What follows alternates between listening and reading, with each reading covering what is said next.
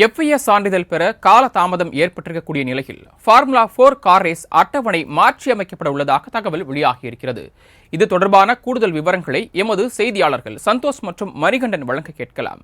சந்தோஷ், இந்த FIS சான்றிதழ் வழங்குவதற்கு காலதாமதம் ஆகியிருக்கிறது. இதற்கான காரணம் என்ன? இந்த FIS சான்றிதழ் வழங்க வேண்டும் என்றால் எந்த தகுதியின் அடிப்படையில் வழங்கப்படும்? விரிவான விவரங்களை இருவரும் வழங்கலாம்.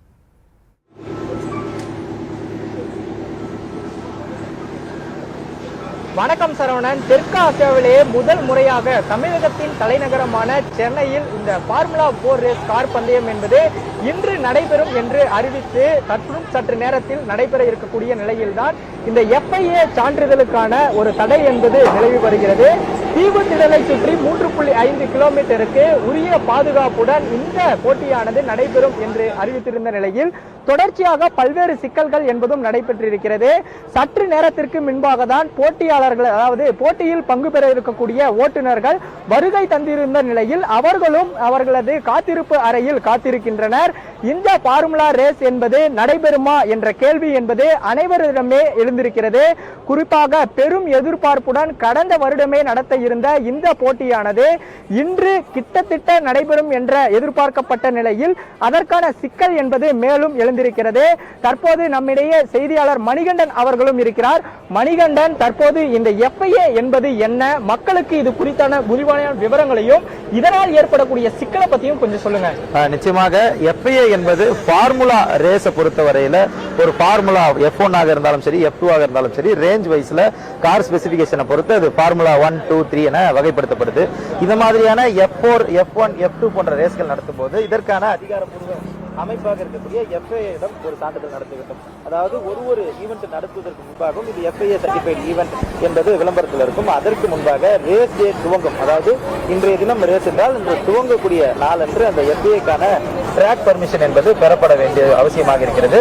அந்த அளவுல இன்றைய தினம் ரேஸ் டே துவங்க வருவதற்கு முன்பாக 12 மணி அளவுல இந்த குறிப்பிட்ட பந்தயத்தை நடத்துவதற்கு முன்பாக தமிழக அரசு அந்த FIA சர்டிபிகேட்டை ப்ரொடியூஸ் பண்ண வேண்டும் என்பது உயர்நீதிமன்றத்தின் உத்தரவாக இருந்தது. அந்த உத்தரவின் அடிப்படையில தான் 12 மணிக்கு இவர்களால் அந்த FIA கொடுக்கக்கூடிய சான்றிதழை ப்ரொடியூஸ் பண்ண முடியவில்லை.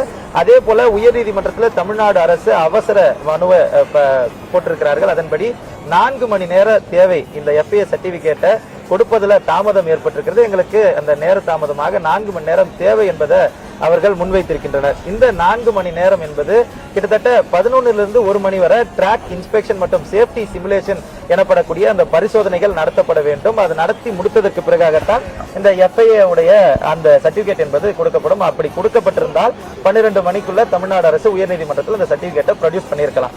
ஆனா அந்த சர்டிபிகேட் கிடைக்கிறதுல சில பிரச்சனைகள் ஏற்பட்டிருக்கு.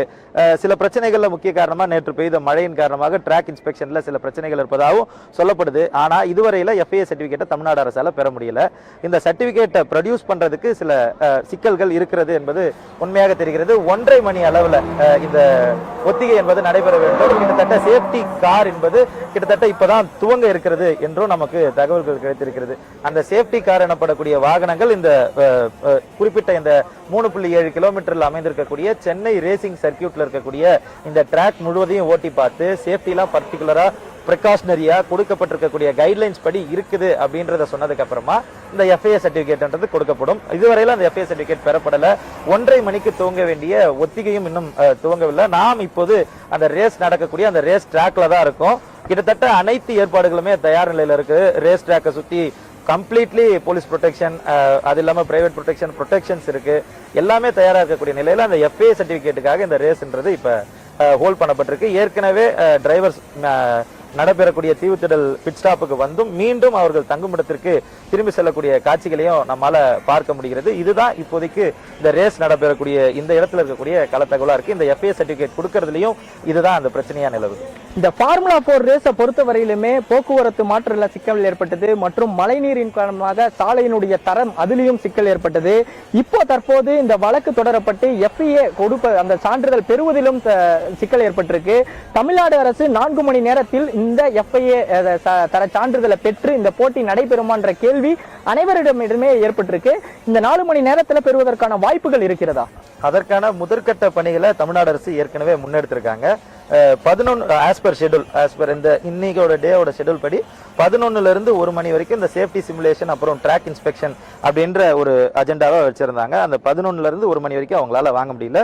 ஸோ இமீடியட்டா இது கோர்ட் கைட்லைன்ஸ் மீறினா அதோட நார்ம்ஸை ரிஃப்ளெக்ட் பண்ணும் அப்படின்றதுனால இந்த 11 to 1 முடியலன்றதுனால 12 o'clock இமீடியட்டா அவங்க ஹைகோர்ட்ல அப்பீலுக்கு போறாங்க. எங்களுக்கு ஒரு 4 hours டைம் வேணும் அப்படின்னு கேட்டிருக்காங்க. சேஃப்டி கார் ரன்னிங் இன்னும் ஆரம்பிக்கல. இதுவரையில இந்த ட்ராக்ல சேஃப்டி கார் ரன்னிங் இன்னும் ஆரம்பிக்கல. சேஃப்டி கார் ரன்னிங் பண்றது இது எல்லாத்துக்குமே ஒரு 1 to 1.5 hours ஆகும். அதுக்கப்புறம் அவங்க சேஃப்டி கார்ல எடுத்த அந்த பாயிண்ட்ஸை அந்த டீடைல்ஸை வந்து அவங்க ரிப்போர்ட் பண்ணணும். அந்த ரிப்போர்ட் படி இந்த ட்ராக் வந்து இன்னும் சேஃபா இருக்கு, FIA-ஆல சர்டிஃபிகேட் பண்ணலாம். ஏன்னா FIA என்பது வந்து ஒரு அத்தாரிட்டி.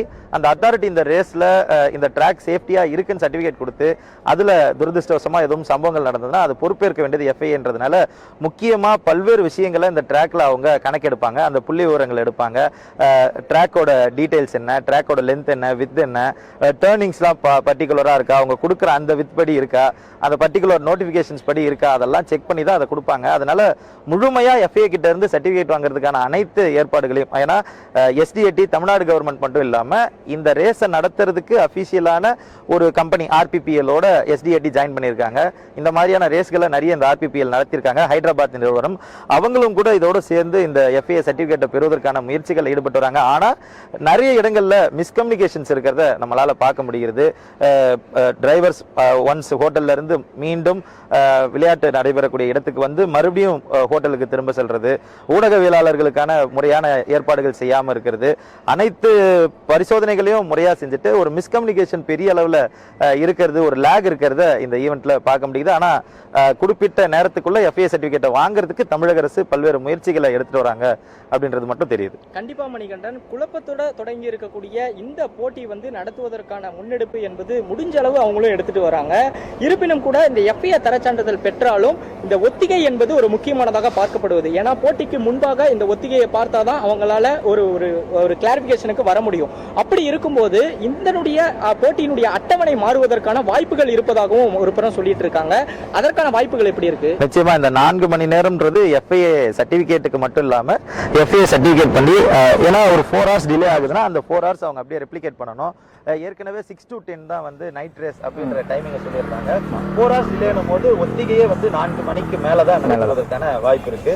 அதுவும் அந்த சர்டிபிகேட் கிடைத்ததற்கு பிறகு தான் தெரியும். சர்டிபிகேட் கிடைச்சு அது ப்ரொடியூஸ் பண்ணப்பட்டு, அதாவது ஹைகோர்ட்ல ப்ரொடியூஸ் பண்ணப்பட்டு ஹைகோர்ட் வந்து இந்த ரேஸை நீங்க நடத்தலாம் அப்படின்னு அனுமதி கொடுத்ததற்கு பிறகாக மாற்று அட்டவணை அதுக்கேத்தா போல ஷெட்யூல் மாற்றி அமைக்கப்படும் என ரேஸ் தரப்பு நிர்வாகத்திடமிருந்து நமக்கு தகவல் கொடுக்கப்பட்டிருக்கு. இந்த சாலைகளில் இருந்து போக்குவரத்து மாற்றம் முதல் அனைத்து FIA தரச்சான்றிதழ் வரை அனைத்து வகையிலுமே சிக்கல் ஏற்பட்டிருக்கக்கூடிய நிலையில் இந்த போட்டியை நடத்துவதற்கான முனைப்பில் ஒரு புறம் தமிழ்நாடு அரசு மற்றும் தமிழ்நாடு விளையாட்டு மேம்பாட்டு ஆணையம் என்பது உத்தியோகமாக இறுதி கட்டத்தில் செயல்பட்டு வருகிறது.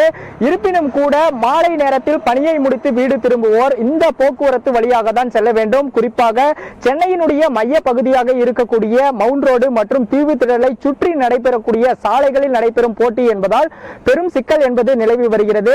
FIA தர சான்றிதழ் பெற்று உயர்நீதிமன்றத்தில் அனுமதி பெற்று இந்த போட்டி நடைபெறுமா என்ற எதிர்பார்ப்பு என்பது தொடர்ச்சியாக நிலவி வருகிறது. இன்னும் சற்று நேரத்தில் உயர்நீதிமன்றத்தில் கொடுக்கக்கூடிய அந்த தீர்ப்பினுடைய அடிப்படையில் இந்த போட்டி நடைபெறுமா, எத்தனை மணிக்கு ஒத்திகை நிகழ்வு என்பது தொடங்கப்படும் என்பதை மாலை முரசு தொலைக்காட்சி வாயிலாக தொடர்ந்து பார்த்து வருவோம். சரவணன். சென்னை தீவுத்திடல் பகுதியில் ஃபார்முலா F4 கார் பந்தயம் நடைபெறுவதற்கான அனைத்து ஏற்பாடுகளும் செய்யப்பட்டிருக்கின்றன. ஆனால் FIA சான்றிதழ் தரப்படுவதில் தாமதம் ஏற்பட்டிருப்பதால் போட்டி நடைபெறுவது ஒத்திவைக்கப்பட்டிருக்கிறது. இந்த நிலையில் FIA சான்றிதழ் என்றால் என்ன, அதில் பெறுவதில் இருக்கக்கூடிய சிக்கல்கள், வாய்ப்புகள் உள்ளிட்ட விவரங்களை நேரலையில் வந்து இருவரும் வழங்கியமைக்கு நன்றி சந்தோஷ் மற்றும் மணிகண்டன்.